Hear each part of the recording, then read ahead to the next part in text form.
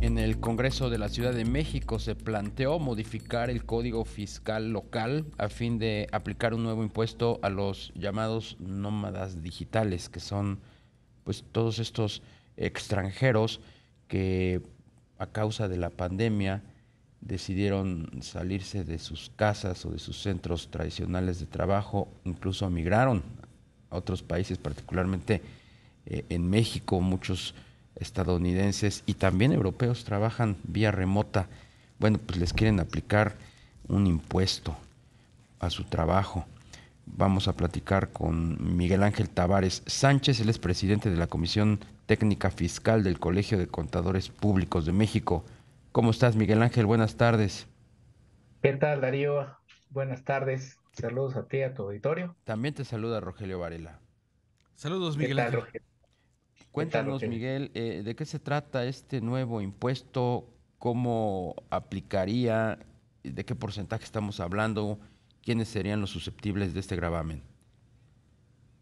Sí, primero que todo, me gustaría hacer algunas precisiones sobre la propuesta. Esta propuesta es relativamente reciente. Es una propuesta de orden local, solo para la Ciudad de México. Y como bien señalabas, es para dirigida a extranjeros que trabajan vía remota fuera de su país de origen. Hacen una aseveración de que usan la infraestructura urbana de la ciudad, que desde luego pagan IVA, pero según ellos hacen ahí un señalamiento, no pagan impuestos por las ganancias que obtienen en su trabajo desde el extranjero, ¿no? En este sentido, independientemente del procedimiento y lo que ellos estén señalando como parte del gravamen, hay que hacer un par de precisiones desde el punto de vista técnico. La ley del impuesto sobre la renta, ya desde hace muchos años, o te puedo decir prácticamente casi 40 años, contempla el que los extranjeros que residan o presten servicios en México tendrán la obligación de pagar el impuesto cuando la estancia durante un periodo de 12 meses consecutivos o no exceda a 183 días. Aun y cuando el pagador de estos salarios a estos posibles empleados se realice desde el extranjero. Es decir, que la ley fiscal mexicana contempla estos mecanismos donde residentes en el extranjero pueden prestar servicios en México, no necesariamente vinculados con actividades en México, tienen la obligación de pagar el impuesto sobre la renta. Hay que recordar que el impuesto sobre la renta se paga a una tasa gradual de hasta el 35% en México. Por otro lado, parece que no están precisando otro artículo que ya tiene muchos años también en materia de impuesto cedular. El artículo 43 de la ley del IVA faculta a las entidades federativas a establecer impuestos cedulares a personas físicas. Fíjense ustedes, es solo para personas físicas que va un impuesto en un rango de un 2 a un 5%. Es decir, no estamos hablando de algo nuevo. Esto ya tiene historia, es simplemente activar estos mecanismos y por un lado, el Servicio de Administración Tributaria, ejerciendo facultades de fiscalización, puede perfectamente exigir el pago del impuesto a estos nómadas digitales.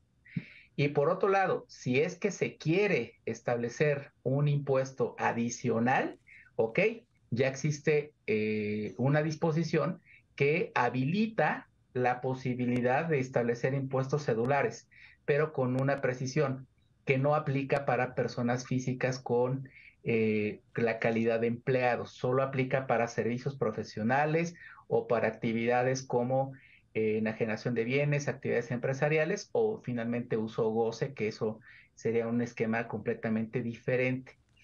Sin perder de vista que ya la Ciudad de México y prácticamente todos los estados de la República ya establecen un impuesto sobre nóminas. Entonces, en síntesis, parecería que la propuesta hace aseveraciones, pues que en principio, pues ya la ley contempla, para el pago de impuestos y estas aseveraciones van en el sentido de señalar que no hay pago de impuestos. Bueno, pues ahí está el informe tributario de gestión que el Servicio de Administración Tributaria nos da a conocer de manera trimestral, y pues bueno, ahí no percibimos ningún dato que en específico señale de manera tan contundente como lo están señalando en la propuesta de que no hay pago de impuestos, ¿no? Claro. Digamos que la propuesta presentada por la diputada Frida Guillén de alguna manera ya estaría contemplada en nuestras leyes fiscales actuales y por otro lado te pregunto qué tan fácil sería identificar a los nómadas digitales, ¿no? Como un impuesto especial habiendo tanto extranjero desde hace muchos años trabajando en la Ciudad de México. Claro, Rogelio, mira, yo creo que desde que arriba un extranjero a nuestro país, evidentemente ya el Instituto Nacional de Migración tiene que hacer una evaluación para ver a qué vienen, ¿no? Claro. Ya desde ahí ya hay formas de cómo fiscalizar a un residente del extranjero que viene por actividades distintas de turismo, ¿no? Entonces, ya desde ahí ya lo puedes fiscalizar. Segundo, por supuesto que en el momento en el que hay transferencias electrónicas de fondos, hay utilización de una tarjeta, se puede también monitorear esto. Alguien diría, oye, espérame, pero generalmente ellos gastan con una tarjeta expedida fuera de México y a esa tarjeta fuera de México, pues le transfieren desde el extranjero, Sí. por supuesto.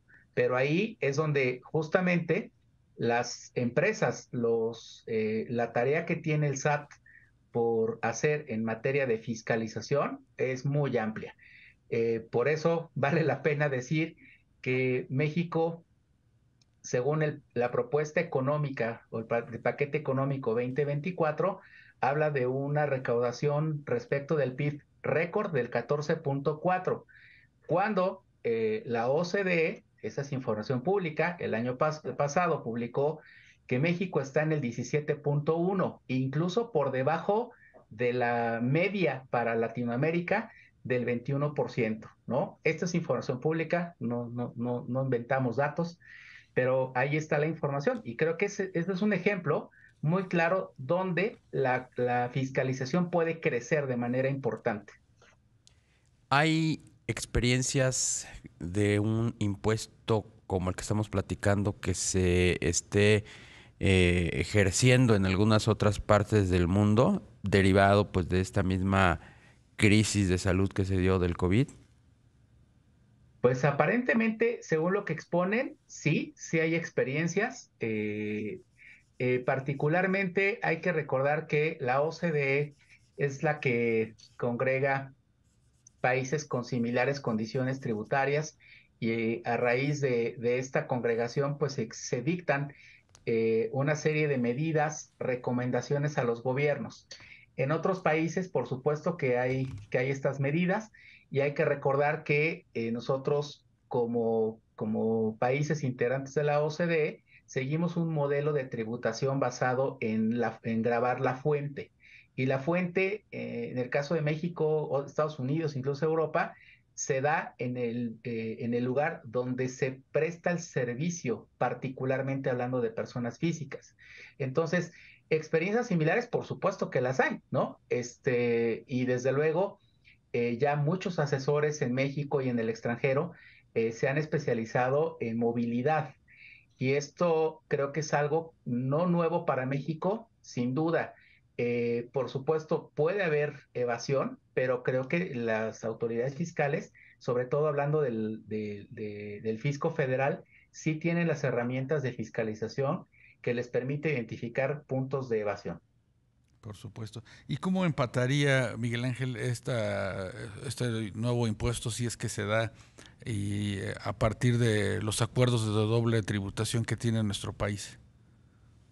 Fíjate que es una pregunta interesante, eso nos lo hacíamos en el año 2008 con la derogación del YETU famoso que Sí, vivió algunos añitos, y la pregunta era, ¿y esto qué es? ¿Es un impuesto indirecto o es un impuesto directo?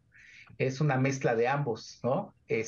Al final, por citar el ejemplo más común que tenemos en México, es la tributación que hay con los Estados Unidos. Y se llegó Sí, a la conclusión de que el YETU formaba parte del impuesto sobre la renta.